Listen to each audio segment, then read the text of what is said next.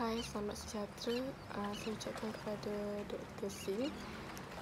Saya Nurul Syazwani binti Zazali, BA 18110723. Ini saya ingin membentangkan karya kreatif novel, iaitu novel bertajuk Dendam Dunia. Pembentangan saya yang pertama ini saya ingin menerangkan iaitu tajuk yang saya pilih iaitu Dendam Dunia. Mengapa dendam yang saya pilih? Kerana perkataan dendam itu memperlihatkan konflik yang berlaku dalam sepanjang penceritaan dalam karya saya, dan dunia itu menggambarkan realiti kehidupan yang terjadi dalam hidup kita sendiri. Seterusnya adalah sinopsis. Saya ingin menerangkan sinopsis cerita Dendam Dunia ini. Saya mengisahkan seorang anak lelaki iaitu Hafaz Ilman. Hafaz Ilman adalah seorang anak lelaki tunggal yang mempunyai dua ibu dan satu bapa, dan bekerja di sebuah kilang di negeri Islam. Kehidupan mereka sangat bahagia walaupun mempunyai dua orang ibu kerana bapanya berkahwin dua, dan tidak lama kemudian keluarga dia dapat musibah kematian ayah oleh Encik Osman kerana sakit. Selepas kematian bapanya, bermula dari situ satu konflik di dalam keluarganya, bila separuh dari harta peninggalan bapanya diserahkan kepada Hafaz Ilman, dan separuh lagi dibahagikan dua bersama ibu kandung dan ibu tirinya. Selepas pembahagian harta itu, ibu kandungnya tidak menyukai dan terasa cemburu kerana anaknya mendapatkan lebih daripada dia, dan dia ingin mengambil harta itu dan membunuh semua harta yang ada pada anaknya sehingga merosakkan kehidupan anaknya sendiri. Kehidupan madunya juga diganggu apabila mendapat tahu dia pun mendapatkan sebahagian juga harta dari peninggalan arwah suaminya. Di sini ibu kandungnya iaitu Fatimah berasa cemburu dan tidak suka kerana dia mendapatkan sedikit sahaja, walaupun pembahagian harta bersama isteri itu adalah sama, tetapi dia tidak menyukainya.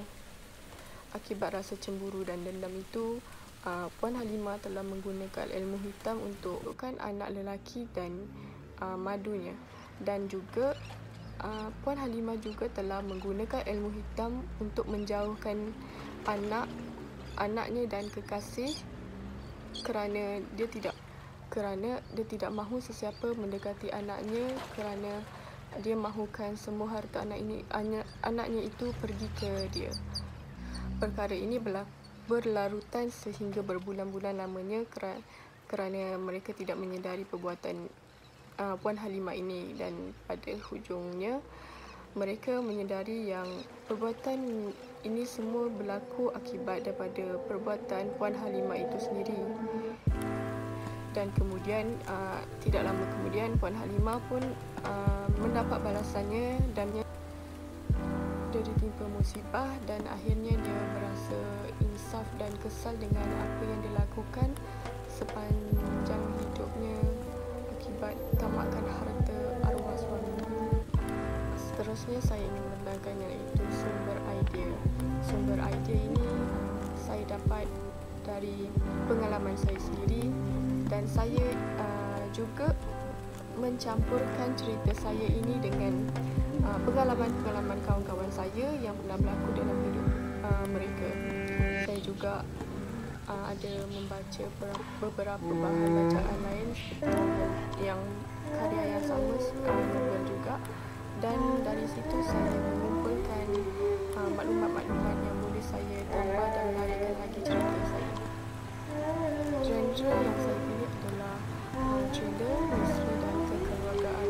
Mengapa thriller dan misteri? Saya akan memasukkan dan menunjukkan sedikit cara bagaimana mereka menggunakan ilmu hitam ini dan pergi berjumpa bomoh itu macam mana, dan apa perkara yang mereka perlu lakukan untuk berjayakan penggunaan ilmu hitam ini. Dan mengapa kekeluargaan? Kerana cerita saya ini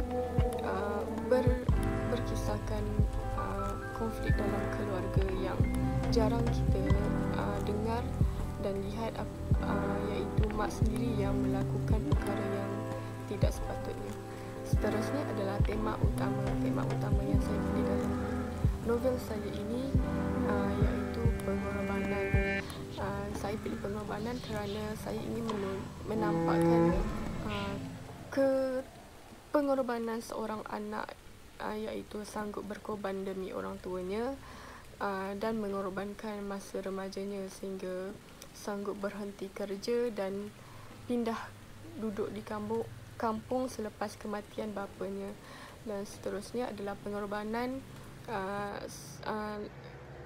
sepasang kekasih, iaitu diorang dalam cerita ini si Hafaz ini bercinta dengan Safia dengan jarak jauh, cinta jarak jauh sebab Hafaz ini bekerja di Selangor dan Safia ini belajar di Kedah. Dalam novel Dendam Dunia ini, mesej yang ingin disampaikan adalah seseorang haruslah jangan bersifat tamak, jangan bersifat dengki, harus memiliki sifat pemaaf, mentaati orang tua dan yakin dengan segala aturan Allah. Ini kerana sifat tamak dan dengki ini hanyalah sementara dan hanyalah tidak berguna untuk diri sendiri, kerana ini akan memakan diri kita juga, kerana akan menyusahkan diri orang lain juga. Sifat pemaaf ini harus diterapkan kerana setiap manusia pernah melakukan kesalahan dan haruslah kita bersifat terbuka dan memaafkan dia untuk berubah ke arah yang lebih baik. Sifat mentaati orang tua ini memang perlu diterapkan kerana orang tua ini adalah syurga kita, dan mereka banyak berkorban masa, tenaga dan wang ringgit kepada kita untuk melihat kita berjaya. Gaya penyampaian yang saya terapkan dalam novel ini iaitu gaya imbas kembali, pemberian, dialog dan monolog. Seterusnya adalah plot dalam novel ini dimulai dengan permulaan, perkembangan, konflik, klimaks dan peneraian. Pada permulaan, saya ingin menceritakan iaitu apabila Hafaz bekerja di sebuah kilang di Selangor dan Safia menyambung pelajarannya di Kedah. Di perkembangan pula dimulakan dengan kematian yang berlaku kepada ayah Hafaz, iaitu Encik Osman, dan seterusnya Hafaz berhenti kerja dan berpindah ke kampung halamannya. Yang seterusnya adalah konflik yang berlaku dalam novel ini bermula daripada pembahagian harta peninggalan arwah ayahnya sehingga ibunya tidak puas hati dan cemburu dan sehingga menggunakan ilmu hitam. Seterusnya adalah klimaks. Klimaks ini kita boleh lihat apabila perwatakan Hafaz mula berubah apabila sudah digunakan ilmu hitam oleh ibunya, dan sehingga hubungannya dengan ibu tiri dan kekasihnya juga berenggang. Peleraian dalam novel ini boleh dilihat apabila Hafaz menyedari perbuatan ibunya yang jahat itu dan ibunya telah mendapat balasan sehingga sakit. Dan pada akhir novel ini Hafaz akhirnya berkahwin dengan Safia dan ibu tirinya iaitu Mariam menjaga madunya Halimah yang sakit. Subplot dalam novel Dendam Dunia ini adalah kawan baik Halimah, Puan Halimah itu yang menjadi batu api dan menjadi dalang dalam semua ini kerana dia yang menghasut Puan Halimah untuk melakukan semua ini terhadap keluarganya.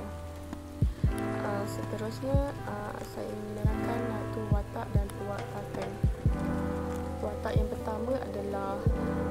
Hafaz Ilman iaitu watak utama. Watak Hafaz Ilman ini adalah seorang lelaki yang berusia 24 tahun, seorang anak yang taat kepada ibu bapanya, seorang anak tunggal, berpendidikan sehingga diploma iaitu dan memiliki paras rupa yang hitam manis, seorang yang tinggi lampai dan seorang yang matang. Seterusnya watak Osman iaitu watak protagonis. Osman ini merupakan ayah kandung kepada Hafaz Ilman. Dia berumur 56 tahun, seorang yang tegas dan penyayang, bekerja sebagai kontraktor dan kelakuannya adalah seorang yang pemurah dan baik hati. Watak protagonis yang kedua adalah Mariam iaitu ibu tiri kepada Hafaz. Dia berumur 48 tahun, seorang yang baik hati dan penyayang, suri rumah sepenuh masa dan seorang yang lemah lembut. Watak protagonis yang ketiga adalah watak Safia iaitu kekasih Hafaz Ilman. Dia berumur 22 tahun, sedang menyambung pengajian di Kedah iaitu di sebuah universiti di sana. Seorang yang lemah lembut dan seorang yang sangat menghormati orang tua. Watak yang terakhir adalah watak Halimah iaitu watak antagonis. Dia merupakan ibu kandung kepada Hafaz. Dia berumur 53 tahun. Dia bersifat iri hati dan pedengki dan pentingkan diri. Seorang yang mementingkan diri. Seterusnya adalah latar. Dalam novel ini saya menggunakan 3 latar iaitu latar tempat, latar masa dan latar masyarakat. Ketiga-tiga latar ini dapat dilihat dalam novel yang saya tulis, iaitu yang pertama latar tempat apabila latar tempat iaitu di mana Hafaz itu bekerja di kawasan Selangor penempatan dia, dan latar masa apabila cerita yang dijalankan itu dilihat pada waktu malam atau petang dan siang. Latar masyarakat dapat dilihat apabila saya menceritakan dengan menggunakan latar masyarakat di kampung, iaitu di kampung Hafaz Ilman, iaitu di Johor Bahru. Seterusnya gaya bahasa. Antara gaya bahasa yang saya gunakan untuk penceritaan novel saya adalah metafora, personifikasi dan hyperbola. Hal ini kerana saya ingin menarik lagi minat pembaca untuk melihat penulisan saya dan untuk mereka tertarik untuk membaca cerita yang saya sampaikan. Seterusnya adalah sasaran. Sasaran saya untuk novel ini adalah dewasa dan remaja. Hal ini kerana seperti saya seorang student, seorang pelajar di UMS kan. Semestinya saya ingin menumpukan kepada pelajar-pelajar mahasiswa yang sebaya dengan saya untuk membaca novel saya ini, dan ia lebih mudah untuk saya menjualnya dan lebih pemikiran remaja dan dewasa ini lebih terbuka dan memahami apa yang ingin disampaikan dalam novel ini. Bersifat kekeluargaan dan